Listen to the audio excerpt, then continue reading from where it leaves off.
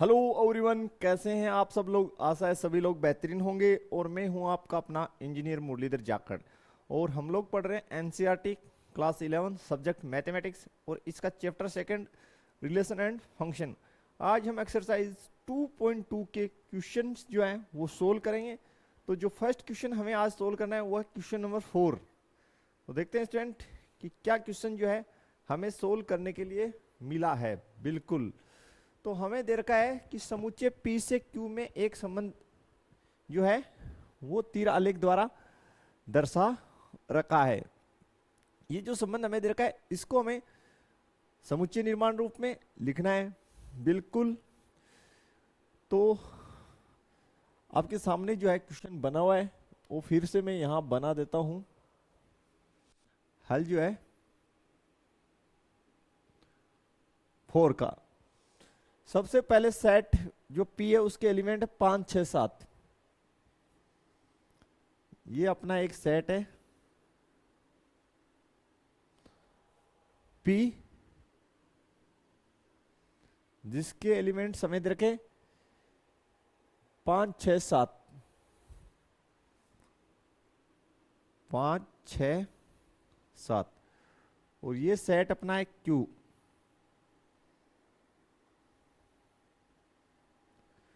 Set जो Q है उसके एलिमेंट जो है वो बिल्कुल जो है हमें दे रखे 3, 4, 5।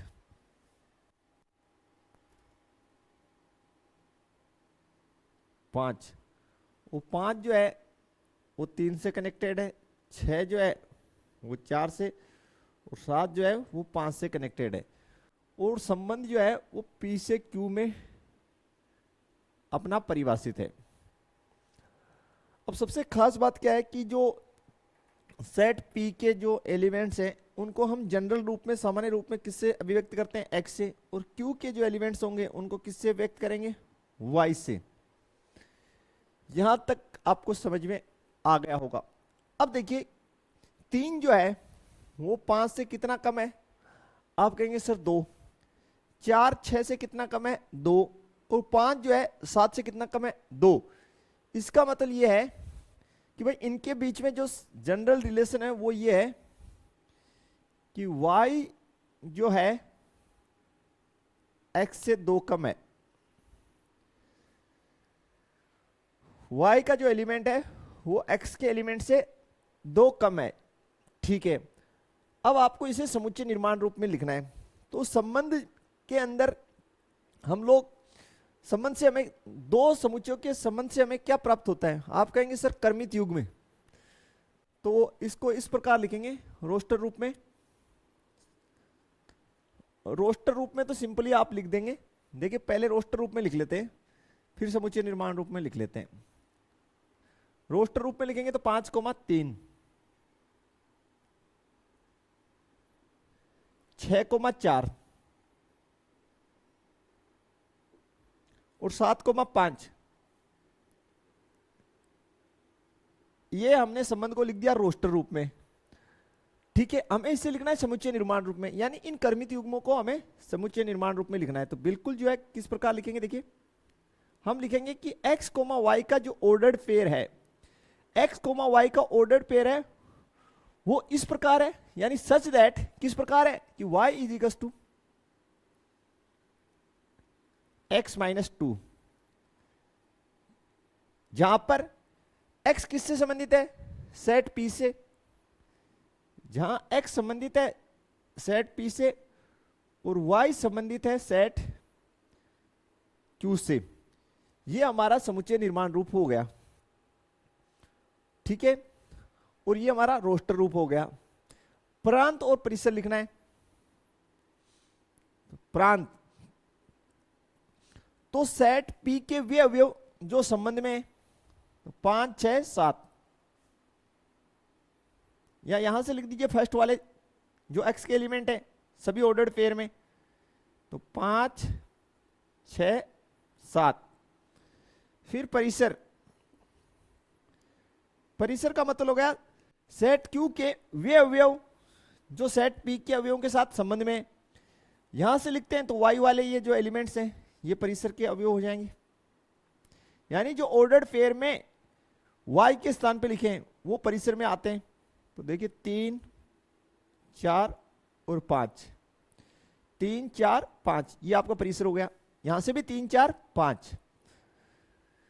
तो बिल्कुल स्टूडेंट ये तो है सिंपल सा ही क्वेश्चन है, कहीं आपको जो इसमें कोई दिक्कत बिल्कुल होना ही नहीं चाहिए। बिल्कुल आप इजीली से बना सकते हैं बिल्कुल।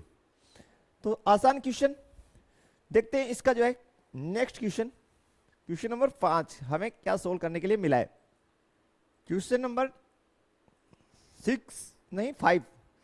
तो 5 देखिए, मान लीजिए हमें एक सेट दे रखा है जिसके एलिमेंट है 1, 2, 3, 4 और 6। ठीक है, तो सबसे पहले यहां पे लिख लेते हैं 5 में कि जो सेट ए हमें दे रखा है उसके एलिमेंट है 1, 2, 3, 4 एंड 6।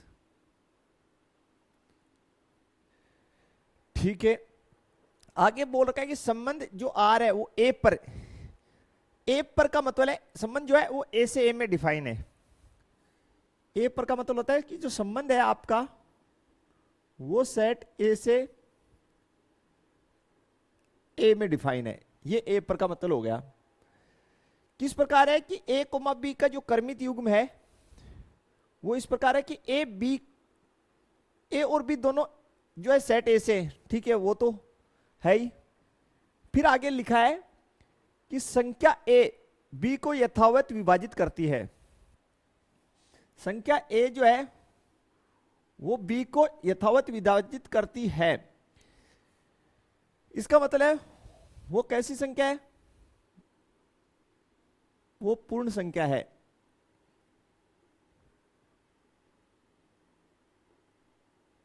ठीक है भाई, यानी इसका बी में ए का भाग पूरा पूरा जा रहा है। यथावत विभाजित करने का मतलब पूरा पूरा जा रहा है, दशमलव में आंसर नहीं आएगा। ठीक है, पूर्ण संख्या आ सकता है। तो यहां पे सारे के सारे जो नंबर है अपने पास ये प्राकृत संख्याएं हैं, तो इनमें से आएगा। यानी जो आपका जो आंसर आना है बी बट्टे ए वो कहां से आना है, वो ए से आना है। यार ये संख्याएं कैसी है, प्राकृत संख्या है, तो बी बट्टा ए कैसा आना है, प्राकृत संख्या लिख दीजिए क्योंकि पूर्ण तो अपने को दे नहीं रखा ना।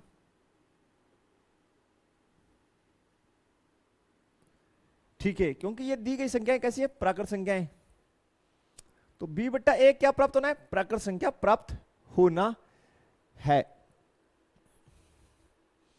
तो डायग्राम से समझे तो डायग्राम से समझ सकते हैं। देखिए हम यहां पे बना लेते हैं, स्केच बना लेते हैं।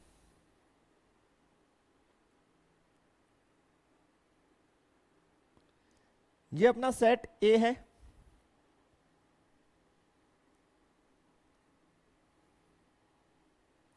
ये भी सेट ए है। संबंध जो है वो ए से ए में परिभाषित है। यहां पे 1, 2, 3, 4 एंड 6। यहां पे 1, 2, 3, 4 एंड 6। यहां तक आपको क्लियर हो जाना चाहिए, कोई डाउट आपको इसमें स्टूडेंट बिल्कुल यहां तक क्लियर होना चाहिए।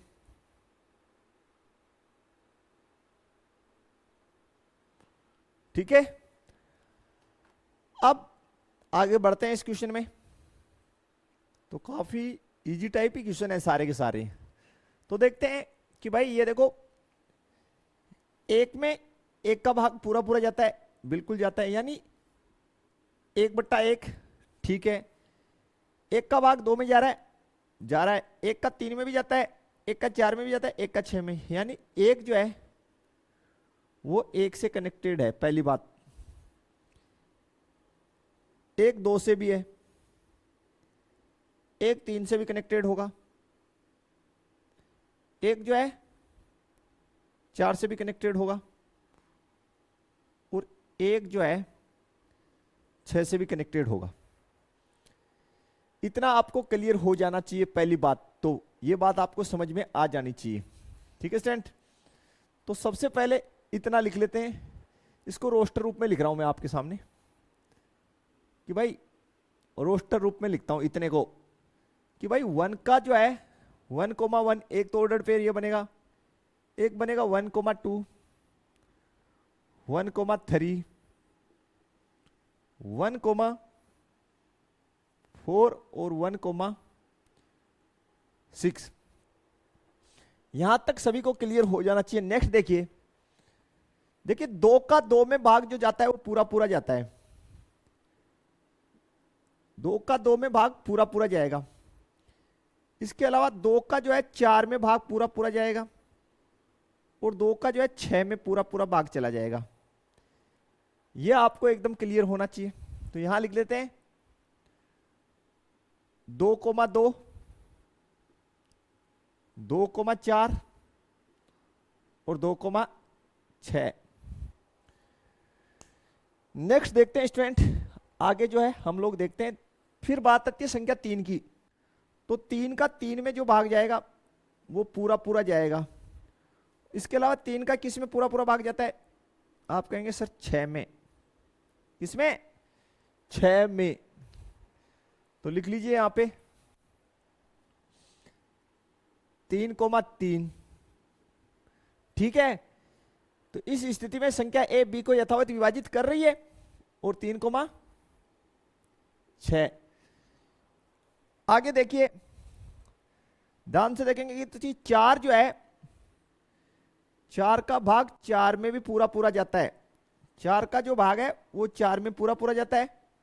ठीक है, इसके अलावा 6 का भाग 6 में पूरा पूरा जाता है भाई। तो ये 2 पेयर और बनेंगे। कौन से? 4,4 और 6,6। ये अपना रोस्टर रूप हो गया स्टूडेंट।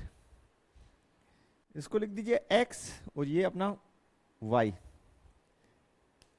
अपने को x, y के रूप में नहीं दे रखे, a, b के रूप में दे रखे हैं, तो इसको a लिख दीजिए, इसको b लिख दीजिए, इसको a लिख दीजिए, इसको b लिख दीजिए। ठीक है भाई, लगता है क्लियर हो गया होगा। आगे लिखा r का प्रांत ज्ञात कीजिए। तो बिल्कुल प्रांत यहीं से ले लीजिए आप।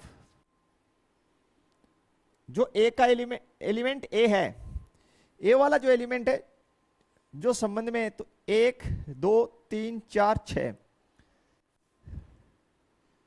1, 2, 3, 4 और 6। 1, 2, 3, 4 और 6, ये प्रांत हो गया। फिर परिसर,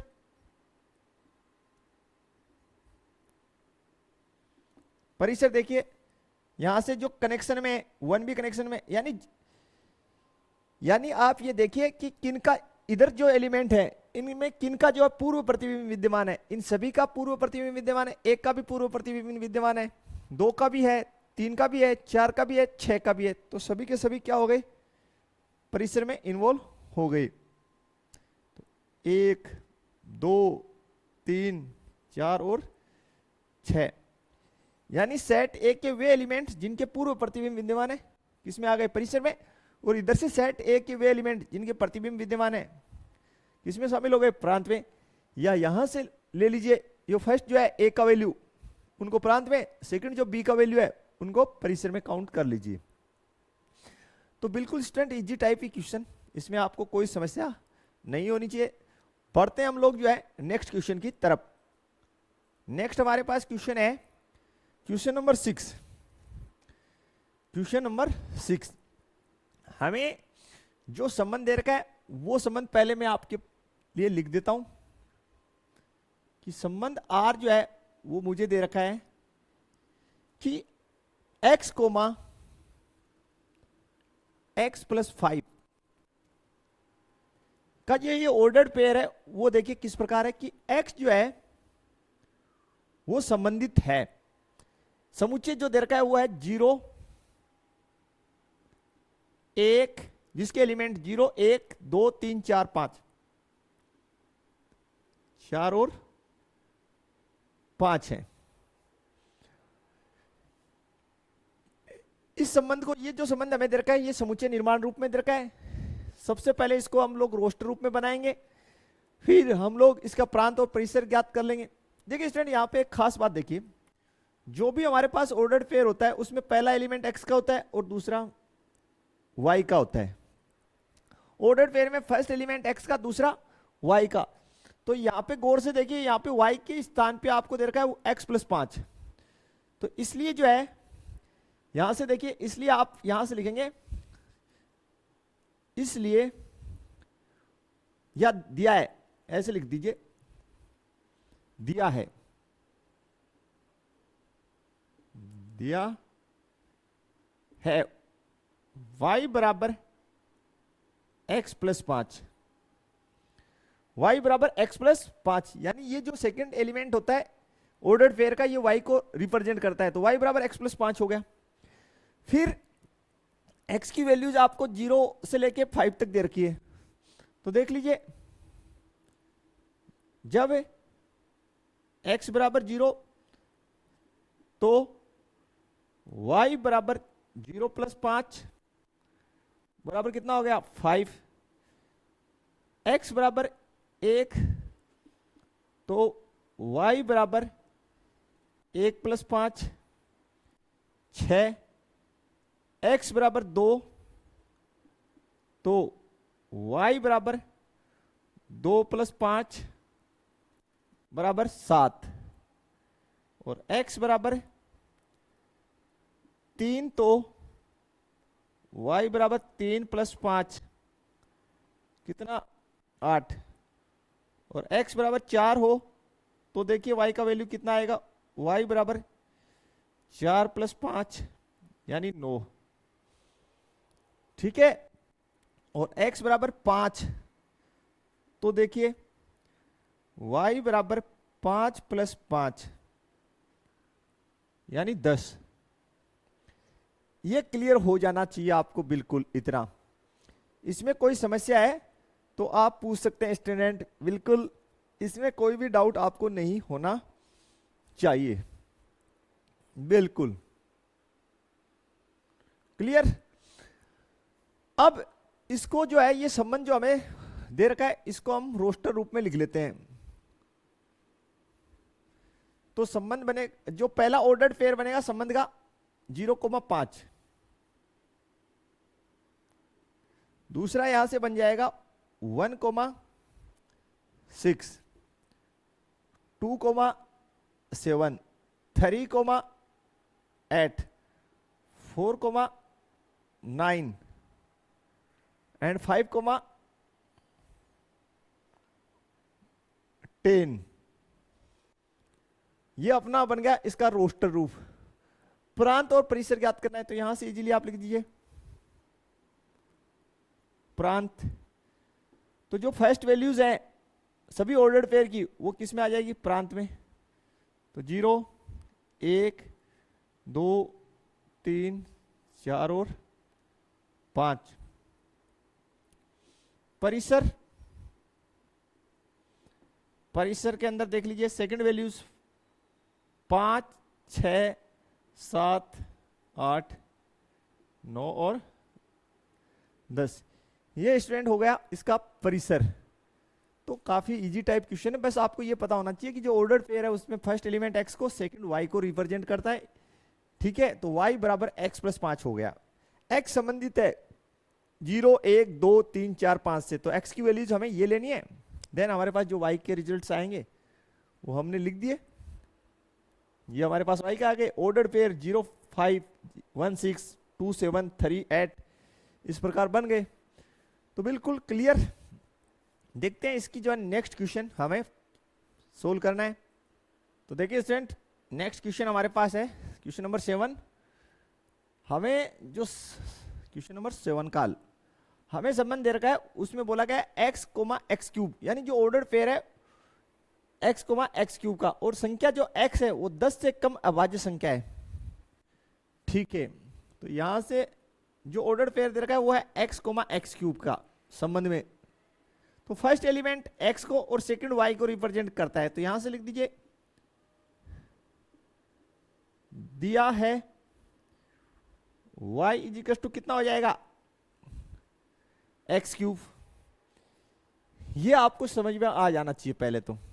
फिर x जो है वो 10 से कम अभाज्य संख्या है। तो 10 से कम अभाज्य संख्या यानी x किससे संबंधित है वो देखिए, x संबंधित है 10 से कम अभाज्य संख्या 2, 3 5 7, ठीक है, 2 3 5 7, क्योंकि एक न तो अभाज्य न भाज्य, फिर 4 भी भाज्य नहीं है, सॉरी 4 भाज्य अभाज्य नहीं है, 5 अभाज्य, 6 अभाज्य नहीं है, 7 अभाज्य, 8 अभाज्य नहीं है, 9 अभाज्य नहीं है, और 10 से कम में यही होती है, ठीक है। तो देखिए जब आपके पास x का वैल्यू 2 हो तो y का देखिए कितना आ जाएगा, y बराबर 2 की घात 3, कितना हो जाएगा, 8 हो जाएगा। जब आपके पास x का वैल्यू 3 हो तो y का देखिए 3 की घात 3 27। जब x का वैल्यू आपके पास कितना हो 5 तो y का कितना हो जाएगा, 5 की घात 3 125। और जब x आपके पास कितना हो 7 तो देखिए y का 7 की पावर 3, तो ये 7 गुना 7, स्टूडेंट ये हो गया 49। 7 को 7 से गुना किया, आगे 7, 9 को 7 से गुना किया, 63 का 3 आसल 6, 7 चौक 28, तो 30 से 4 34, 343। दोबारा से गुना कर लेते हैं, 9 संतु 63 का 3 हासिल 6, 7 चौक 28, 2 30 4 34, 343, ठीक है भाई। अब इस संबंध को हम लोगों को लिखना है रोस्टर रूप में, तो लिख दीजिए यहां पे रोस्टर रूप में। फर्स्ट जो ऑर्डर पेयर बनेगा 2,8 का, second order pair 3,27, second order pair 3,27, आगे 5,125, 125, और नेक्स्ट ऑर्डर पेयर यहां से देखिए 7,343। तो ये आपका रोस्टर रूप हो गया स्टूडेंट। अब इसमें आप प्रांत भी लिख सकते हैं। प्रांत आपका हो गया 2 3 5 7, और परिसर देखिए, परिसर 8 27 125 343। ये स्टूडेंट आपकी परिसर आ गई।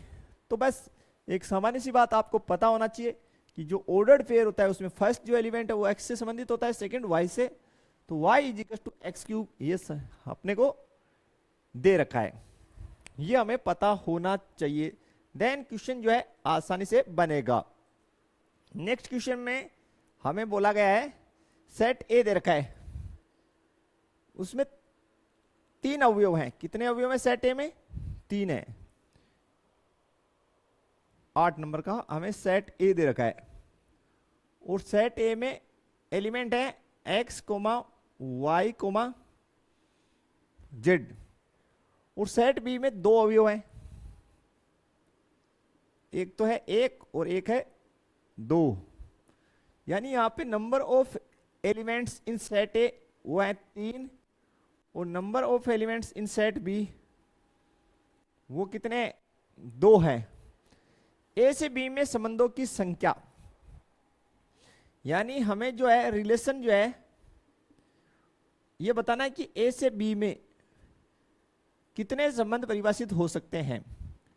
तो भाई संबंधों की संख्या जो है उसकी फॉर्मूला लिखते हैं, संबंधों की संख्या वो होगी 2 की घात Na क्रॉस Nb, यानी सेट ए में अवयवों की संख्या।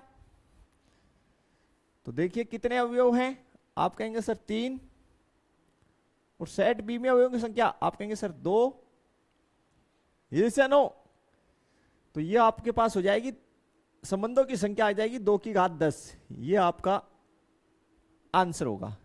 यानी कुल बनने वाले संबंधों की संख्या होगी 2 की घात 10 और उप समुच्चयों की संख्या भी 2 की घात 10 ही होगी। ये भी आपको पता होना चाहिए, क्योंकि हमने इससे ही लास्ट वाले लेक्चर में ही पढ़ा था कि भाई संबंधों की संख्या कितनी का सूत्र भी यही होता है, उप समुच्चयों की संख्या का भी यही, तो सेम होगा बिल्कुल। एंड नेक्स्ट क्वेश्चन है क्वेश्चन नंबर 9। मान लीजिए जो संबंध आर है वो जेड पर, जेड का मतलब हो गया इंटीजर नंबर, तो यहां लिखते हैं स्टूडेंट हल 9। जो संबंध है जेड पर परिभाषित है, इसका मतलब वो इंटीजर नंबर से इंटीजर नंबर में परिभाषित है, जेड से जेड में परिभाषित है, ठीक है, इंटीजर नंबर से इंटीजर नंबर में परिभाषित है। और ए कोमा बी दोनों के दोनों जो हमें दे रखे हैं ये किससे संबंधित है, इंटीजर नंबर से, यानी ए भी इंटीजर नंबर को दर्शाता है और बी भी इंटीजर नंबर है कोई भी। ए माइनस बी एक पूर्णांक है, संबंध किस प्रकार का है कि ए माइनस बी एक पूर्णांक है, ठीक है भाई। तो सीधी सी बात पड़ी है, जब किन्हीं भी दो इंटीजर नंबरों को आप घटा लो आपको कैसा नंबर प्राप्त होगा, इंटीजर नंबर ही प्राप्त होगा। कोई भी आप इंटीजर नंबर ले लो, कोई भी, ठीक है, क्योंकि जो ए है वो किससे संबंधित है, इंटीजर नंबर के सेट से, और बी भी क्या है, चूंकि देखिए चूंकि ए संबंधित है किससे, जेड से, वह बी भी संबंधित है किससे, जेड से, यानी इंटीजर नंबर यानी पूर्णांकों के समुच्चय से, ये भी पूर्णांकों के समुच्चय से। तो जब भी आप किन्हीं भी दो पूर्णांकों को घटाएंगे तो उनका आंसर क्या आएगा, पूर्णांक क्या आएगा, ठीक है। तो इसका मतलब ये हुआ कि भाई ये पूछ रहा है आपका प्रांत क्या होगा, तो भाई प्रांत का मतलब है आप जो वैल्यू लेते हैं, तो कोई भी इंटीजर नंबर आप ले सकते हैं ए और बी का, ठीक है। तो प्रांत क्या होगा आपका जेड ही होगा। परिसर, तो जब भी आप दो पूर्णांकों को घटाएंगे तो रिजल्ट क्या आएगा, पूर्णांक क्या आएगा, इसलिए परिसर भी पूर्णांक रहेगा।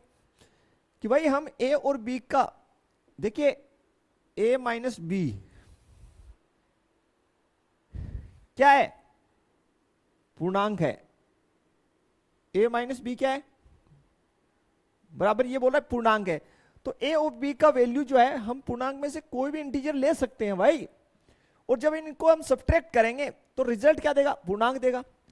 तो परिसर क्या होने वाला है, पूर्णांक, और ए और बी की वैल्यू कहां से ले रहे हैं, जेड से ले रहे हैं, तो वो पूर्णांक ही होगा,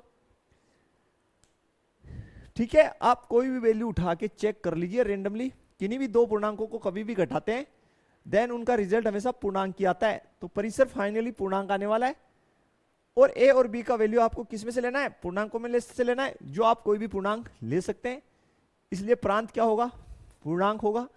तो काफी इजी टाइप क्वेश्चन है, इसमें आपको ज्यादा कुछ खास करने की आवश्यकता नहीं थी। तो स्टूडेंट ये जो हमारी चैप्टर है 2.2 ये कंप्लीट फिनिश हो गई है। इसके सभी एग्जांपल्स, सभी क्वेश्चंस हम लोगों ने इजीली सोल्व कर लिए। इससे नेक्स्ट जो है हम जो टॉपिक पढ़ेंगे उसका नाम है फलन। तो मिलते हैं नेक्स्ट लेक्चर में। अगर कोई क्वेश्चन में आपको समस्या हो तो वीडियो को एक बार अच्छे से रिपीट करके देखिए, और जो अपना फ्रेंड सर्कल है उसमें वीडियो को ज़्यादा से ज़्यादा शेयर कर दीजिए। तो मिलेंगे नेक्स्ट लेक्चर में, तब तक के लिए थैंक्स, धन्यवाद, जय हिंद, जय भारत स्टूडेंट्स।